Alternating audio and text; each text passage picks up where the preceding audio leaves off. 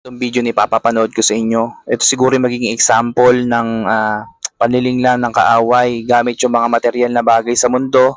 Siyempre lalo na sa mga kabataan, sa mga bata na nawiwili sa cellphone, sa kung ano-anong bagay. Yan na wala nang pumapasok na salita ng Diyos. So panoorin natin itong example na to at tignan natin kung paano tayo o paano mga bata iligtas ng ating Lord. Ganun niya tayo sobrang kamahal. So panoorin natin.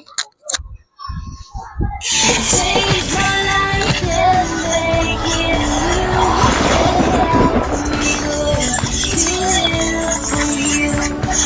Change my life and make it new.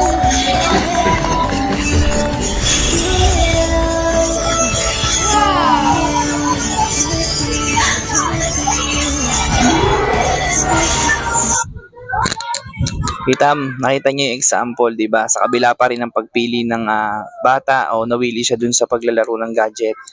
Sa dulo, mas nagliwanag at nagningning pa rin ang kabanalan ng ating Lord. Syempre, ayan, 'di ba? Ang bata mabilis malinlang.